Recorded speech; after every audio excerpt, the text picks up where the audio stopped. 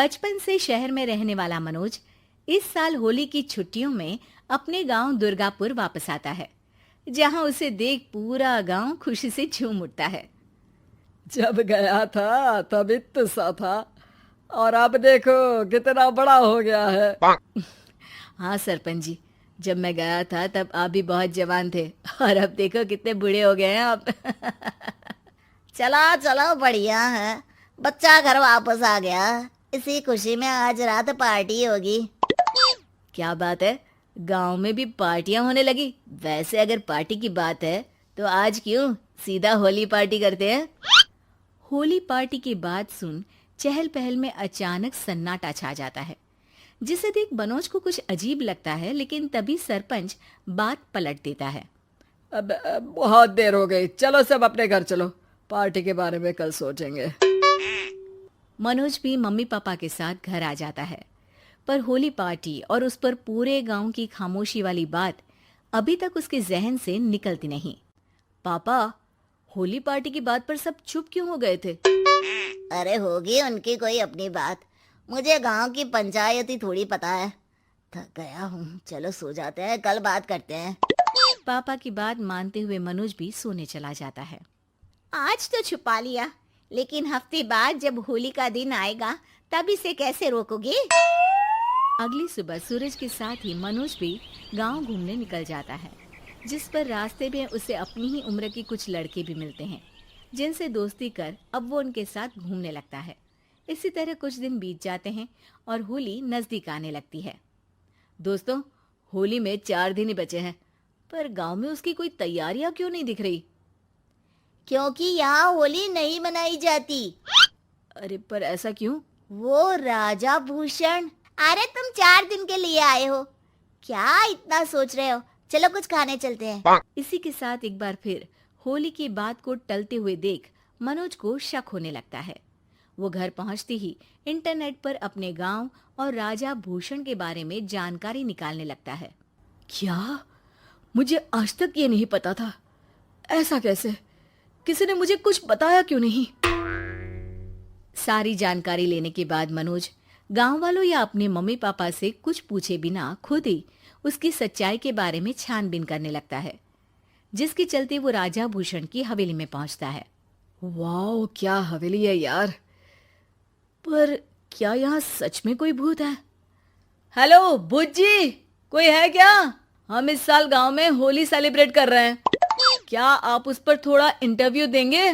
मनोज के ऐसा बोलते ही गांव में तूफान उठ जाता है और हवेली में रखी सारी चीजें हिलने लगती है।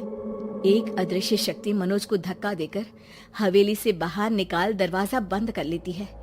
ये सब देख मनोज हैरान रह जाता है। क्या अभी मुझे हवा ने धक्का देकर बाहर निकाल दिया? मेरे होते हुए इस गांव में कभी होली नहीं मन सकती, इसलिए दोबारा ऐसी कोशिश भी मत करना, अंजाम बुरा होगा। आवाज सुन मनोज हैरानी से इधर उधर देखने लगता है, पर उसे कोई दिखाई नहीं देता। वो गांव वापस आ जाता है, जहां तूफान की वजह से सब कुछ तहस महस हो चुका होता है। आखिर ये तूफान आया कैसे? ना ऐसा कोई मौसम था और ना ही हमने होली का त्योहार मनाने की बात की थी। सरपंच की बात पर कोई रिएक्शन दिए बिना मनोज चुपचाप अपने घर चला जाता है। इस तरह देखते ही देखते होली का दिन भी आ जाता है और मनोज रंग लेकर गांव में निकल जाता है, लेकिन गांव पूरी तरह खाली होता है। अरे त्योहार का दिन है, धूमधाम की जगह मातम क्यों मनाया हुआ है? मनोज की आवाज सुन सब अपने घर की खिड़कियां खोल के घर के अंदर से ही उसे वापस जाने के लिए कहने लगते हैं, पर वो किसी की नहीं सुनता। तुझे पहले भी समझाया था, अगर होली खेलने की कोशिश भी की तो अच्छा नहीं होगा। अरे बात मान लो बेटा, तुम्हें सच नहीं पता। मुझे सब पता है। सालों पहले इस राजा ने एक अंधविश्वास फैलाया और आप लोग आज तक उसे मानते आ रहे हो। अरे बेटा, जब तुम पैदा भी नहीं हुए थे उससे भी बहुत पहले से इस गांव पर होली का श्राप है। अगर गांव में होली का त्योहार मनाया जाता है तो प्रलय आना पक्की बात होती है। राजा भूषण इस सब में नहीं मानते थे और त्योहार मनाने लगे। जिसके चलते होली वाले ही दिन पहले उनके बेटे की और फिर उनकी मृत्यु हो गई। तभी से गांव की रक्षा के लिए उनकी आत्मा उस हवेली में रह रही है। सबकी बातें सुन मनोज उलझन में पड़ जाता है। सोचना भी मत मनोज, अगर तुमने इस परंपरा को तोड़ने की कोशिश भी की तो उसका परिणाम इस गांव और गांव के लोगों के लिए अच्छा नहीं होगा।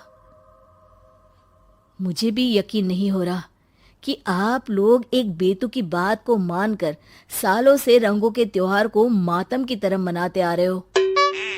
मनोज किसी की कोई बात ना मानते हुए पूरे गांव में रंग बिखेर देता है, जिसके तुरंत बाद वहां तूफान के साथ बिजलियां गरजने लगती है। अचानक मौसम में ऐसा बदलाव देख जहां मनोज कंफ्यूजन में आ जाता है, वहीं गांव वाले डर से सहम जाते हैं।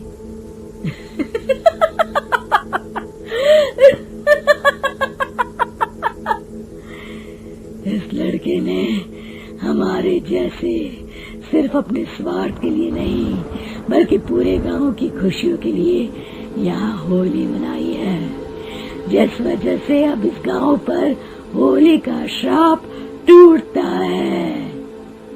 ऐसा बोलकर राजा का भूत वहां से गायब हो जाता है, जिसके बाद गांव के लोग धूमधाम से होली मनाते हैं।